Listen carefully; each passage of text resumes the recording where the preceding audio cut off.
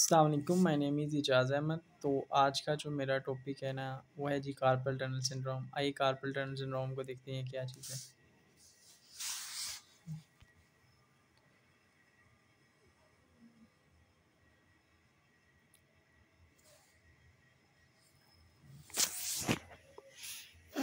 तो सबसे पहले मैं आपको थोड़ा-सा कार्पल टनल सिंड्रोम के बारे में बता देता हूँ, ये होता क्या है, ठीक है? तो ये हमारे पास जो हैंड है ना, ये देखिए, आप मेरा हैंड देख सकते हैं। तो या जहाँ पर आपको रिस्ट दिखाई दे रही है, ना, तो यहाँ पर एक टनल सी कार्पल टनल की एक शीट होती है, ठीक हो गया? कार्पल टनल की शीट होती है जिसके नीचे से हमारे पास मीडियन नर्व गुजर रही होती है, ठीक हो गया? मीडियन नर्व उसके नीचे से गुजर रही होती है। आइए मैं आपको थोड़ा-सा ना प्रैक्टिकली दिखाता हूँ ये क्या-क्या चीज़ें होती हैं।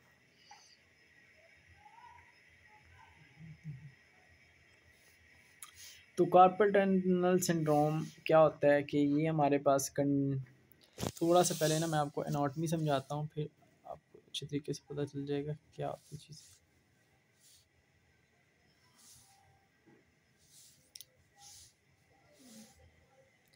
आपने ये इस तरीके से देखें, ये आप देख रहे हैं ना, यहाँ पर हमारे पास ये एक शीट है, ये आपको दिखाई दे रही होगी। ये शीट है ना, ये हमारे पास रिस्ट वाला एरिया है, ठीक हो गया? रिस्ट वाला एरिया है।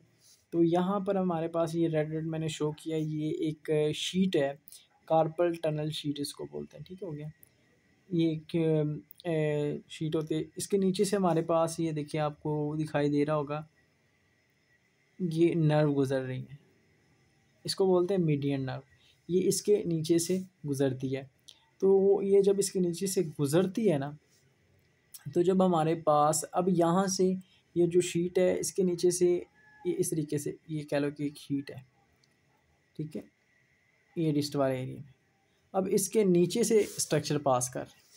अब इसके नीचे से एक हमारे पास मीडियन नर्व भी पास करती है, जो हमारे पास फ्लेक्सर्स होते हैं ना ऑफ हमारे पास फ्लेक्सर्स ऑफ फिंगर, उनके टेंडन भी यहाँ से गुज़रते हैं।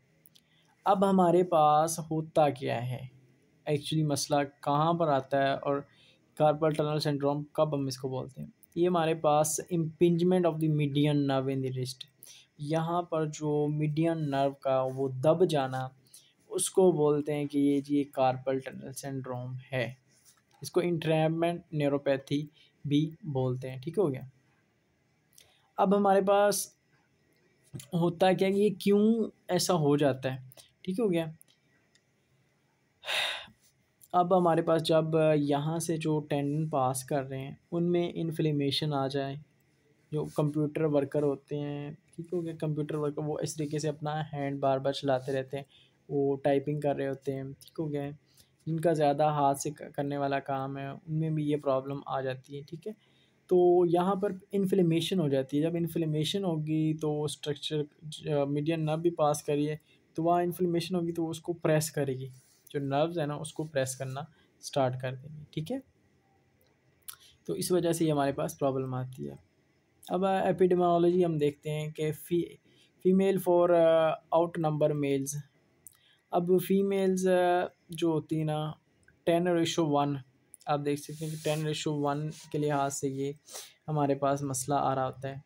Once and most often between 40 to 60 years, हमारे पास जो उम्र जो इसकी एज ज़्यादा लोगों में कॉमन है ना, वो है 40 साल से लेकर 60 साल की उम्र के लोगों में ये ज़्यादा होता है। मोर कॉमन इन क्वेश्चंस में ये ज़्यादा हो जाता है, ठीक है? अब इसकी पैथोफिजियोलॉजी क्या है? मीडियन नर्व जो बिकम कंप्रेस्ड इन कार्पल टनल के नीचे क्या होती है हमारे पास कंप्रेस हो जाती है, ठीक है? Median nerve due to carpal tunnel due to bone growth and और सॉफ्ट टिश्यू प्रोलिफरेशन, ठीक हो गया? कि हमारे पास यहाँ पर जो स्ट्रक्चर है किसी भी वजह से जो बोन की आउट ग्रोथ हो गई है, तब वहाँ पर जो हमारे पास कार्पल्स बोन होती है उनकी आउट ग्रोथ होने की वजह से, या हमारे पास स्ट्रक्चर जो होते हैं ना उनमें इन्फ्लेमेशन होने की वजह से, या टिश्यूज़ की प्रोलिफरेशन यानी कि ओवर ग्रोथ होने की वजह से, तब भी ये हमारे पास मसला आ रहा होता है, ठीक है? फिर हमारे पास कार्पल टनल सिंड्रोम की हम थोड़ी सी ना देखते हैं कि रिस्क फैक्टर कौन कौन से। ये देख सकते हैं आप कंप्यूटर वर्कर के, ठीक हो गया कंप्यूटर वर्कर। उसके बाद ये हमारे पास ये देख सकते हैं ना, तो इनमें ये ज़्यादा चीज़ें कॉमन है। अभी हम देखते हैं कि ये और किन किन में हो सकता है, इस रिस्क फैक्टर कौन से हैं। फैमिली हिस्ट्री है, अगर फर्ज करें किसी को फैमिली में था तो आगे भी ये ट्रांसफ़र हो सकता है और आसानी से अगले आपके बेटे को भी हो सकता है, यानी एक फादर को था उसके बेटे को भी आसानी से हो सकता है। History of repetitive hand movement and activities, ये देखिए जैसा कि मैंने आपको पहले बताया है कि जो कंप्यूटर वर्कर होते हैं ये हमारे पास बार बार बार बार टाइपिंग करते हैं, तो इनके हैंड का ज़्यादा यूज़ होता है, तो उनमें ज़्यादा मसला आ सकता है। और बेस्ट ही जो पर्सन होते हैं तो उनमें, और बेस्ट ही जो होती है ना मोटापा। अब ये मोटापा जो होता है ना ये हमारे पास चर्बी टाइप होती है, तो ये हमारे पास जो ये तो ऑलरेडी ये मीडियन नर्व को कॉम्प्रेस कर देता है, ठीक हो गया। ये भी वजह बनता है हमारे पास कार्पल टनल सिंड्रोम का। बाकी जिनमें रूमाटॉइड आर्थराइटिस होता है, अब आर्थराइटिस में आपको पता है कि रूमाटॉइड आर्थराइटिस, इनमें हमारे पास क्या होता है कि जो बोन्स है उनका उनकी डिफॉर्मेटी शुरू हो जाती है, ठीक हो गया। उनमें जो उनमें का जो कार्टिलेज है वो भी डिजनरेशन होना शुरू हो जाती है, तो इसमें भी फिर हमारे पास मसला आ सकता है, ठीक है। अब जो प्रेग्नेंट वुमेन है उनमें भी अक्सर देखते हैं कि हमारे पास उनके हाथ पांव सूजे होते हैं, तो सूजने से वो जो हमारे पास मीडियन नर्व है उन पर प्रेशर पड़ेगा, ठीक हो गया। एक्रोमेगली जो हमारे पास पेशेंट होते हैं उनमें ये मसला आ सकता है, जिनमें चपटे चपटे हाथ होते हैं, ठीक हो गया, तो उनकी भी बोन की डोर जो होती है ना वो डिफॉर्मेटी टाइप होता है। हाइपोथायराइडिज्म, थायराइड हार्मोन का कम पैदा होना, ये भी इसी की तरफ ही इशारा देता है। और स्क्लेरो एडिमा, ठीक हो गया।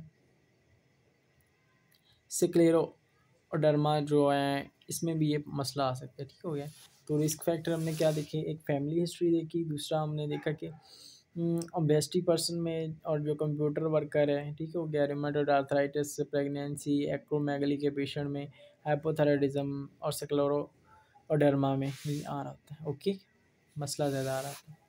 अब क्लिनिकली हमारे पास फीचर्स क्या होते हैं, symptoms occurring in wrist hand and finger. तो ये सिम्टम्स कहाँ कहाँ पर आ रहे थे, ये रिस्ट से हमारे पास शुरू होते हैं और हमारे पास ये जा रहे होते हैं हैंड्स और फिंगर्स में जा रहे होते हैं।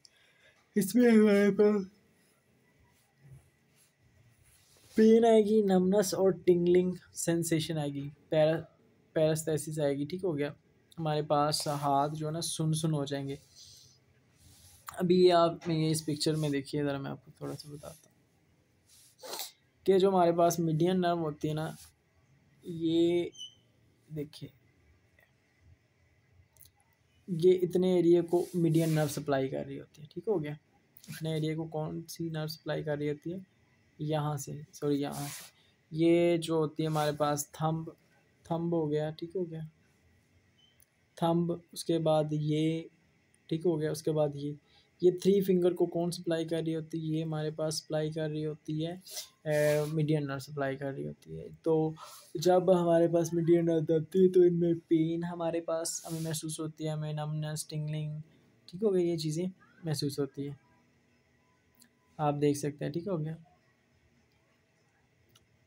तो और symptoms often occur in increase at night, तो ये जो सिम्टम्स है ये हमारे पास रात को जो ना ये रात को ज़्यादा हो जाते हैं, ठीक है, रात को हमें ये सिम्टम्स ज़्यादा देखने को मिलते हैं। अब इसमें और हमारे पास क्या क्या आ सकता है, other sign and symptoms, hand and finger flicking, flick sign आते हैं, symptoms improve with flicking of their hand and wrist, ठीक हो गया। जब ये हमारे पास कुछ टेस्ट होते हैं उनसे मैं आपको ये समझाऊंगा चीज़ क्या होता है। इसमें हमारे पास टेम्परेचर चेंजेस शुरू हो जाता है, हैंड फिंगर, फिंगर की वीकनेस शुरू हो जाती है, मस्कुलर एट्रोफी शुरू हो जाती है, थिनार एमिनेंस आ जाता है, एट्रोफी आ जाता है। ये देखें मैं आपको बताता हूँ,